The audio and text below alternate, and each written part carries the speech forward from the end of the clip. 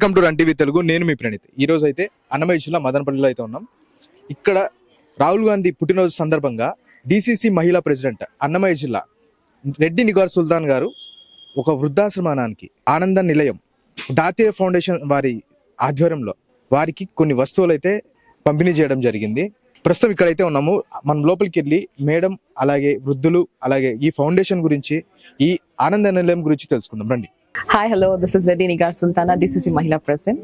Today we have gathered here to celebrate the birthday of a prominent leader, a voice of the people, and a symbol of compassion and perseverance, Shri Rahul Gandhi ji. Rahul Gandhi carries forward the legacy of a family that has served the nation with dedication and sacrifice. As a son of former Prime Minister Rajiv Gandhi and former Congress President Sonia Gandhi and the grandson of Indira Gandhi, his life has been deeply intertwined with the story of India. But Rahul Gandhi is not just the heir to a political legacy. He is a leader in his own right. Through his journey across the length and the breadth of the India, from the streets of Amethi to the tribal areas of Chhattisgarh, from Kerala to Manipur, he has connected with the hopes and struggles of millions. He has consistently stood for justice, democracy, and secularism, values that form the foundation of our great nation. In times of division and intolerance, Rahul Gandhi has chosen unity and love. In moments of silence, he has raised his voice for the voiceless. Whether it is farmers, youth, women, workers, or the marginalized, he has always stood by those who need support the most. On this special day, let us not only wish him a very happy birthday, but also reflect on the values he champions: courage, empathy, and truth. May he continue to inspire us with his vision for a more inclusive, compassionate, and progressive India. Happy birthday, Rahulji. We wish you a good health, strength, and success in the journey ahead. Once again, a many happy returns of the day, and stay blessed and be strong. Thank you. Jai Rahul Gandhi. Jai Jai Congress. ఈ రోజు రాహుల్ గాంధీ పుట్టినరోజు సందర్భంగా ఘనంగా వేడుకలు జరుపుకుంటూ ప్రతి సంవత్సరము ఇలాగనే జరుపుకోవాలని ప్రతి వృద్ధ ఆశ్రమంలో అన్నదానము చేస్తూ వీళ్ళకు పూలు పండ్లు ఇటువంటివి జరుపుకుంటూ ప్రతి సంవత్సరము రాహుల్ గాంధీ ప్రధాని అయితే ఇటువంటి వృద్ధాశ్రమంకు ఎంతో మేలు చేకూరుతుంది. వచ్చే 2029లో వచ్చేది కాంగ్రెస్ అధికారంలోకి వస్తే రాహుల్ గాంధీ ప్రధాని అవుతాడు, ఖచ్చితంగా అవుతాడు. మనం తప్పకుండా రాహుల్ గాంధీని ప్రధాని చేసుకోవాలి. మన ఆంధ్రప్రదేశ్ అయితేమి, మన ఇండియా వైడ్ ప్రతి ఒక్కరూ వృద్ధులైతేమి, ప్రతి మైనార్టీ అయితేమి, ఎస్సీ బీసీ అన్ని కులాల వారు బాగుపడాలంటే కాంగ్రెస్ అధికారంలోకి రావాలి. రాహుల్ గాంధీ ప్రధాని కావాలి. మన కాంగ్రెస్ అధికారంలో ఉంటేనే మీకు అన్ని మేలు చేకూరుతాయి. ప్రతి ఒక్కరూ మర్చిపోకుండా కాంగ్రెస్ అధికారంలోకి వచ్చేటట్టు చేయాల్సిన బాధ్యత మన అందరిపైన ఉంది. మళ్ళీ పాత రోజులు వస్తాయి. ఆయిల్ కానీ, గిట్టుబాటు ధరలు కానీ, రైతులకు కానీ అందరికీ మంచికి చేకూరాలంటే కాంగ్రెస్ అధికారంలోకి రావాలి. తప్పకుండా మనమందరం కష్టపడాలి. మన కాంగ్రెస్ నాయకులైతేమే, కాంగ్రెస్ కార్యకర్తలైతేమే ప్రతి ఒక్కరూ ఊరు వాడ ఖచ్చితంగా పాత రోజులు రావాలి. కాంగ్రెస్ వస్తేనే అందరికీ మేలు చేకూరుతుంది. మీరు తప్పకుండా కాంగ్రెస్కు మళ్ళా అధికారంలోకి వచ్చేటట్టు చేకూరాలని. ఈరోజు ఇక్కడ రావడానికి కారణం రాహుల్ గాంధీ బర్త్డే సెలబ్రేషన్స్ చేసుకోవడానికి ఈ ధాత్రి ఆనంద నిలయం అనే ఈ వృద్ధాశ్రమంకి రావడం జరిగింది. ఇక్కడ వీళ్ళకి ఏమేమి అవసరాలు ఉన్నాయి ఇవి కనుక్కొని ప్రతి సంవత్సరం ఏదో ఒకటి ఏం అవసరాలు ఉన్నాయి అవి కనుక్కొని వాళ్ళకి మా వంతు ఏం సహాయం చేయగలుగుతామో అవి చేయాలని అనుకొని ఇక్కడికి రావడం జరిగింది.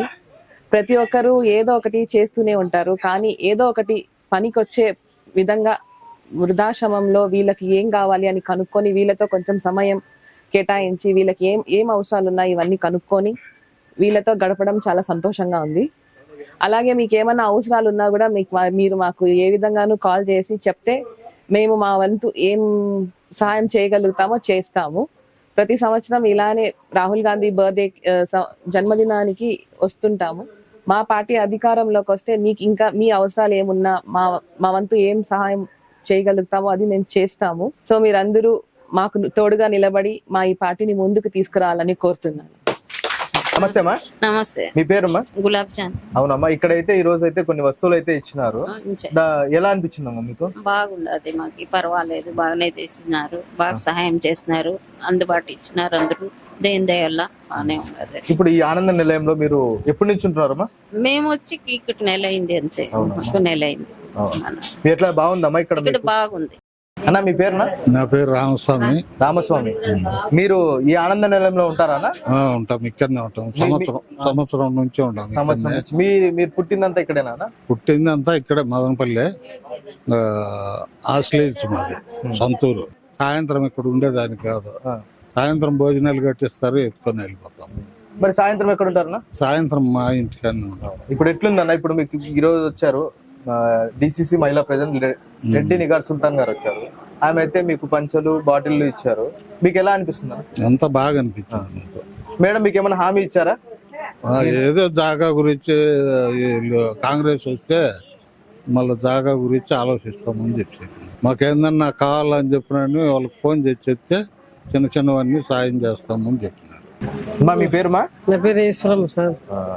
మాకంతా బాగా చూస్తారు, మేడం కూడా బాగా చూస్తుంది. బట్టలు ఇచ్చినారు, పావడాలు ఇచ్చినారు, చీరలు ఇచ్చినారు, అన్ని ఇచ్చి అన్ని సాయం చేస్తా ఉంటారు. వాళ్ళు వచ్చి అంతా బాగా చూస్తారు. భోజనాలు కూడా 3 పూట్లకి 7గా ఒకటేసారి పెట్టిస్తారు. పొద్దున్నే పెడతారు టిఫిన్, మళ్ళీ మధ్యాహ్నం అన్నం పెడతారు, సాయంత్రం కట్టి పంపిస్తారు.